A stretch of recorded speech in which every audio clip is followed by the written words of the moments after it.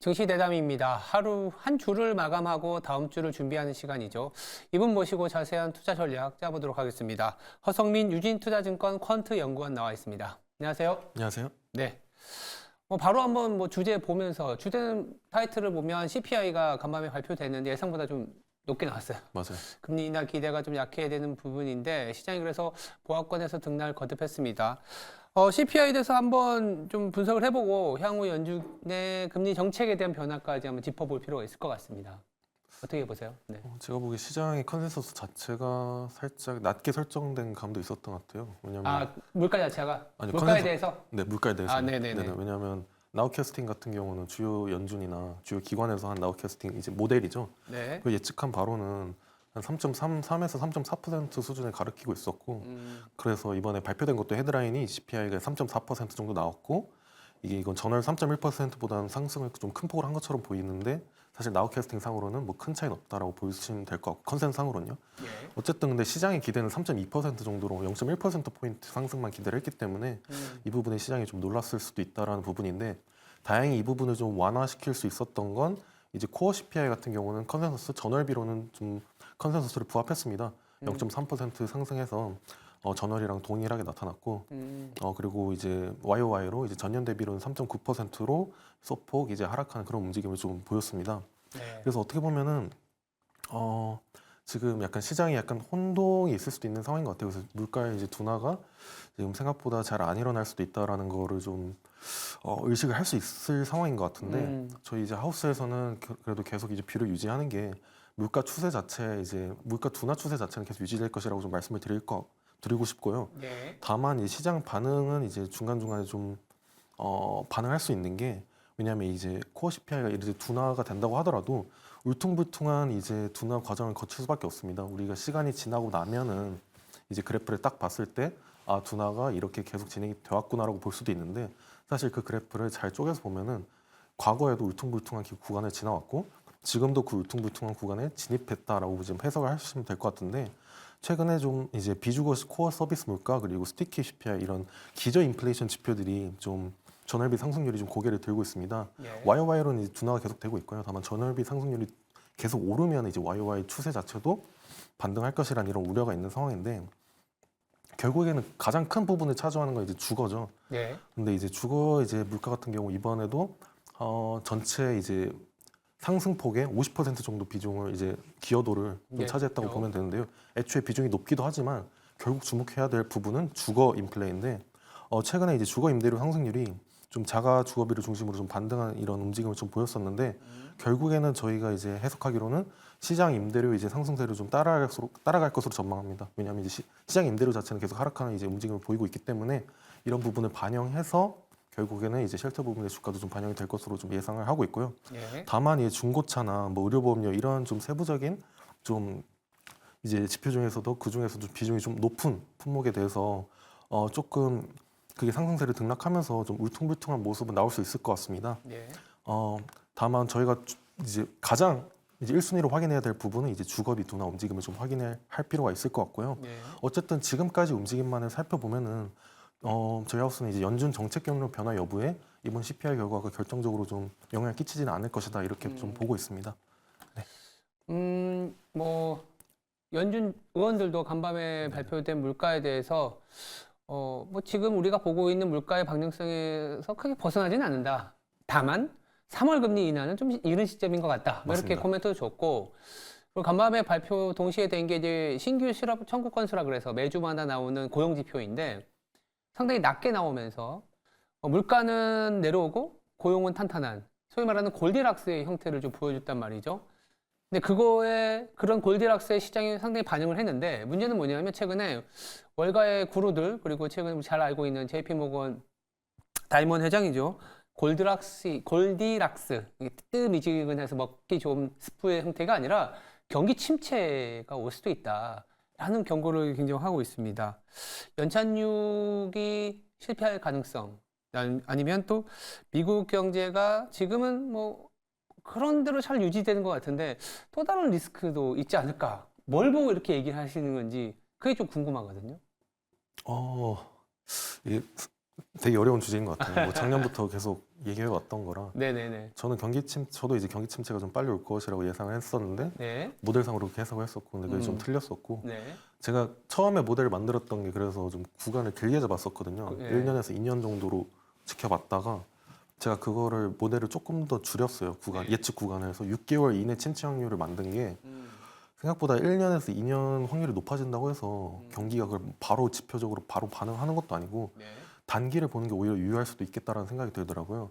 그래서 제가 이전에도 말씀드렸지만 지금 계속 업데이트를 해드리자면 이번 달 기준으로도 침체 확률만 계산하면 단기 6개월 기준으로는 지금 침체 확률이 되게 낮습니다. 오히려 계속 하락을 하고. 침체율이 낮다. 네네. 그러면 지금부터 6개월 구간이라고 치면은 적어도 하반기 이전까지는 침체 확률이 낮다는 거고, 다만 1년에서 2년 프레임에서는 계속 확률이 높게 유지되고 있기 때문에 경기 침체가 어느 순간 발생할 수 있겠구나라는 이제 뭐 기대감, 지표상으로도 그렇게 해석을 할 수가 있는 건데, 제가 보기엔 연준의 역할이 가장 중요한 것 같습니다. 네. 그래서 이거 영어로 하면 비질런트라고 해서 경계를 되게 잘 해야 된다라고 이제 많이들 그런 단어를 쓰는데, 결국에 지금 고용이 너무 좋다라는 거는 사실 뭐 골디락스로도 해석을 할 수 있지만 네. 그게 완전 고용에 거의 도달한 상태죠. 실업률만 감안을 하면은. 네. 근데 결국에 완전 고용에 도달한 상태에서는 어쨌든 그러면 중앙은행 입장에서는 그 상태를 계속 유지하기 위해서 통화 정책을 되게 거의 완벽하게 조율을 해야 됩니다. 왜냐하면 고용이 완전 고용에 도달을 했다는 것은 결국에 임금 상승률과 물가의 상방 압력으로 작용한다는 것이기 때문에,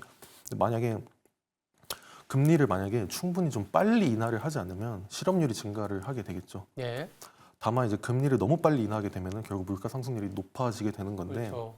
근데 이게 작년 12월 FOMC 이전까지는 아무래도 경제학자들 아니면 시장의 해석하기는 좀 연준이 금리를 너무 천천히 약간 인하하지 않을 것이라, 그래서 침체가 발생할 것이다라는 이제 기대가 좀 있었던 것 같은데, 지금은 오히려 어떻게 보면 연준이 생각보다 금리를 너무 빨리 인하할 수 있다. 그럼으로 인해서 이제 물가 상승 리스크가 재차 발생할 수도 있겠다. 이런 리스크까지 좀 같이 작용을 하는 상황인 것 같아요. 네. 그래서 두 가지 모두 사실 안 좋은 경우죠. 결국에 물가 상승률이 크게 반등하게 되면은 연준도 거기에 따라서 급격하게 이제 반응을 할 수밖에 없는 거고, 그건 결국 이제 실물 경제에 대한 충격으로 반응을 하기 때문에 결국에 연준이 얼마나 적절하게 조절을 하느냐가 변수일 것 같습니다. 굉장히 가기 어려운 길을 맞아요. 네. 연준이 좀 잘 해내기를 물가도 잡고 경기는 살리는 본인들도 그렇게 얘기하더라고요. 두 가지 목표를 잘 통제하고 가보지 않았던, 아니면 예술의 경지에 이른 그 일을 할 것이다. 두고 봐야죠. 네. 주제를 조금 바꿔서 최근에 좀 이슈가 있었던 게 이번 주에 이제 비트코인 ETF 허가 승인에 관련해서 하루 전날 승인했다 했는데 바로 이제 아니다 하고 뭐 다음 날 또 승인했다. 해커들이 먼저 알았던 것도 좀 재미있고요. 네. 어떻게 보세요? 비트코인을 좀 잘 아시고 암호화폐에 직접 투자도 하시고 지금 다음은 또 이더리움이다. 뭐 이렇게 타겟을 이제 잡고 계신 분들도 있는데 가상화폐 시장에 대한 영향력 한 번 더 코멘트 부탁드릴까요? 일단은 아까 말씀하신 그런 이슈 있잖아요. 뭐 해커나 가끔은 이제 코인텔레그래프라고 되게 유명한 메이저 코인 언론에서도 그 작년에 코인 ETF 상장 관련해서 약간 잘못된 뉴스를 먼저 퍼뜨렸었거든요. 먼저 퍼뜨리고 네. 시세를 조작하고. 맞아요. 이거 진짜 엄연하게 시세 조작인데 잡혀가지도 않네요. 그죠. 저도 놀랐어요. 사실 SSC가 이렇게 그런 사건이 있었는데도 사실 이번에 승인이 된 게 오히려 놀라울 정도로. 그러니까요. 저도 이제 당연히 승인이 되면 투자자로서는 당연히 좋은 입장임에도 좋은데, 불구하고 근데 이걸 자산으로 인정하는 움직임, 물론 이제 게리 겐슬러는 자산으로는 인정하지 않는다, 상장을 시키지만 약간 이런 상반된 말씀을 하셨는데, 네, 어쨌든 저도 그 피해자입니다. 사실 그 몇 번의 과정에서 피해를 입긴 했었기 때문에 네. 사실 이런 약간 애매하긴 합니다. 그래서 ETF 상장 자체에 대해서는 당연히 뭐 시장에는 긍정적으로 작용할 것이고, 저는 이전에 이제 말씀을 드렸던 거는 이전에 이런 게 있었어요. 이제 뉴스에 팔자라는 게 있었는데 네. 저는 뉴스의 사자가 지속될 것이라고 생각했고, 뉴스에 여전히 산다. 네네, 굳이 막 빠질 이유도 없을 것 같고, 네. 그리고 뭐 애초에 고래들의 이제 움직임을 보면 비트코인 홀더들은 애초에 안 팔려고 합니다. 이게 보시면 대부분 한 60% 비중이 거의 안 팔리는 그런 홀더들의 비중인데, 그 홀더분들은 진짜 한 10년 구간으로 계속 들고 계시기 때문에 굳이 지금 뭐 가격이 많이 오른다고 해도 굳이 그거 포지션을 막 청산하거나 그러진 않으시거든요. 그래가지고 뭐 그렇게 급격하게 뭐 셋오프가 발생할 것 같지도 않고 오히려 ETF 상장되고 추가적으로 기관 매집 이제 매수 움직임이 나타나면은 가격은 점진적으로 더 상승할 수 있는 그런 상방 움직임이 더 상방 이제 압력이 더 크지 않을까 생각이 들고요. 다만 뭐 최근에 뭐 말이 나오는 게 뭐 400주가 유입이 되면은 기관 자금이 뭐 비트코인이 지금 뭐 6천만 원대인데 2억 원까지 간다. 6천만 원이 2억이 된다. 네네네. 그거는 제가 아. 보기에는 약간 과장된 면이 있는 것 같고요. 아, 예. 네, 수급적으로 400조 유입된다고 해서 2억 원까지 뭐 도달하거나 뭐 그럴 것 같지는 않고요. 네. 뭐 다양한 썰이 있습니다. 사실 근데 가격 자체를 예측하는 건 의미가 없는 것 같고요. 네. 근데 뭐 제가 지속적으로 말씀드리는 거는 결국엔 모멘텀을 따라라라는 계속 말씀을 드리고 싶은데 네. 모멘텀 전략이 유효한 거고요. 왜냐하면 제가 ETF 상장 전에 이제 지인으로부터 약간 그런 질문을 들었어요.